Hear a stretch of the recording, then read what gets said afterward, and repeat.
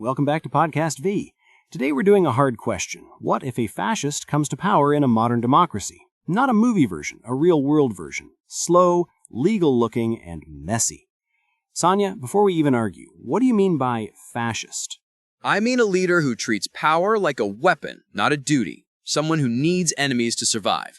They divide the country into real people and traitors. They attack the press, the courts, and elections.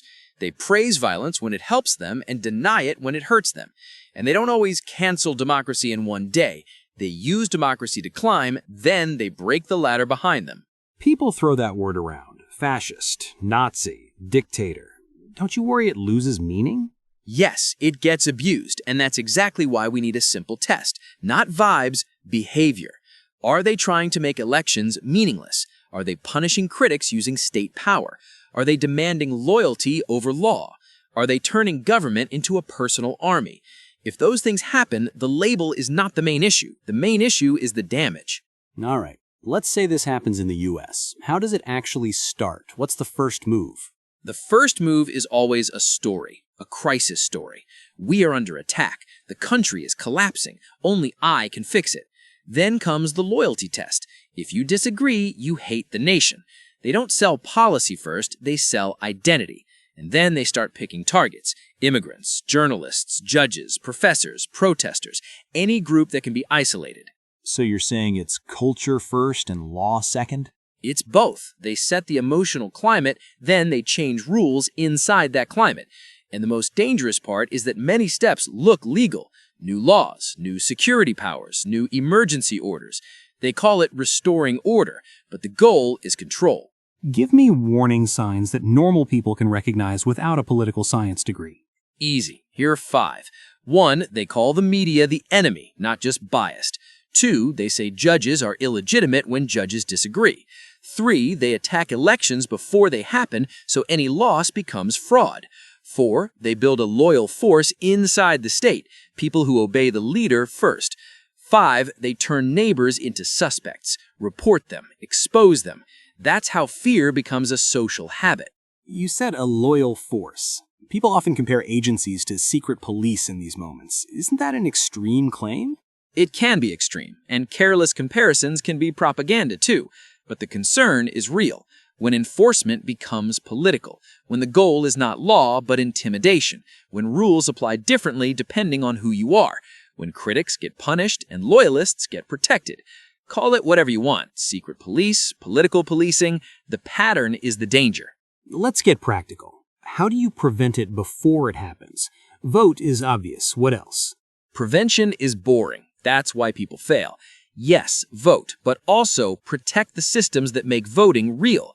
Independent courts, local journalism, election workers, transparent counting. And socially, stop treating politics like sports. If your side can do no wrong, you're training yourself to accept tyranny. The immune system of democracy is accountability, on your own team too. I'm gonna push back. People also get tired of chaos, crime, and economic stress. They want order. How do you talk to someone who says, "I'll trade some freedom for stability"? You don't insult them. You don't call them stupid. You ask one question. What stops the power once you give it away? Because the trade is almost never temporary. And you give real alternatives, real safety policies, real economic relief, real solutions without turning the state into a weapon. If democracy feels useless, people will gamble on a strongman. Okay, now worst case. The person wins and takes office. What happens in the first 100 days? They move fast. They flood the system. They replace leadership in key institutions. They pressure prosecutors. They change enforcement priorities. They attack independent oversight. They weaken watchdogs. They make examples of a few people, just enough to scare thousands. And they test limits. Will anyone stop me? If the answer is no, they keep going. What do institutions do? Courts, states, lawmakers? They must coordinate and be brave. Slow, polite resistance is not enough. Courts must act quickly, legislators must actually use checks, states must defend their constitutional powers, and the public has to support institutions when those institutions do their job, even when it feels inconvenient. Because authoritarians love one thing: public cynicism. Everyone is corrupt. If people believe that, they stop defending anyone. You're basically saying, don't burn down the guardrails just because you hate traffic. Exactly. If you destroy the guardrails, the truck doesn't crash alone. It takes everyone. Let's talk about the public. If someone fears authoritarianism, what can they do that is legal and effective without turning into the thing they fear? 3 lanes: civic, community, and personal. Civic, vote in every election, support watchdog groups, show up at local meetings, support credible journalism. Community, build networks, neighbors, legal aid, mutual support, so people don't face pressure alone. And personal, document what happens, know your rights, and keep your life stable.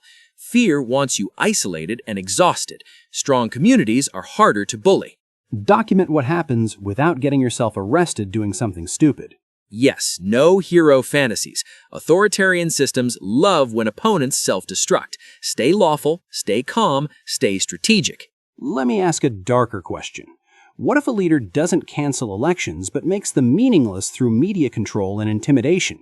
People still vote, but the game is rigged. That's the modern version. It's not tanks, it's capture. They don't need to ban opposition, they just need to crush it, financially, legally, socially. They don't need to ban media, they just drown it in lies and lawsuits. And they don't need to ban protests, they just make the cost high enough that most people stop. So what breaks that cycle? 2 things: unity and credibility. Unity means broad coalitions, even people who disagree on many topics, agreeing on one red line, the democratic process. Credibility means you don't lie back. If you fight propaganda with propaganda, you lose long term. The goal is to make the truth stronger than fear. Here's the uncomfortable point. Sometimes the word fascist becomes a lazy shortcut. People stop debating policy and start moral labeling. Doesn't that also polarize the country and accelerate the problem? It can. That's why I keep returning to behavior. You can argue tax rates forever, fine.